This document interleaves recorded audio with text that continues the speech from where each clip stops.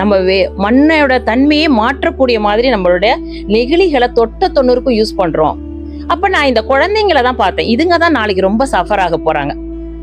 இது பிற்பாடு பிறப்புன்றதே இல்லாம போறதுக்கான சாத்தியக்கூறுகள் அதிகமா போய்கிட்டு இருக்கு.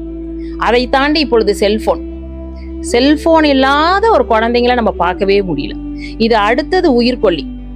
நிறைய பேர் விவசாயத்துல உயிர்கொல்லி பூச்சிக்கொல்லிகளை தெளிச்சு உயிரை கொள்றாங்க. அதை நம்ம தடுக்கணும்னு நினைச்சு நிறைய பேர் போராடினாங்க.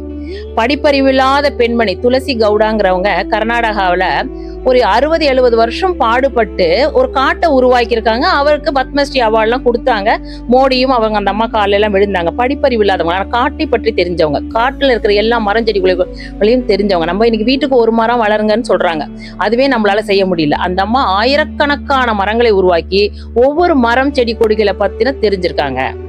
என்சைக்ளோபீடியா ஆஃப் த ஃபாரஸ்ட்னு படிப்பிறவு இல்லாத ஒரு லேடியவே சொல்றாங்கன்றப்போ அப்ப நான் என்ன செய்யணும்? இந்த இடத்துல இவ்வளவு படிச்சிருக்கேன், என்னோட பங்களிப்பு என்ன? எல்லாருக்கும் குடும்பம் இருக்கு, குழந்தைங்க இருக்கு. அதை தாண்டி இந்த இயற்கைக்கும் அடுத்து வர ஜெனரேஷனுக்கு நான் என்ன செய்ய முடியும்?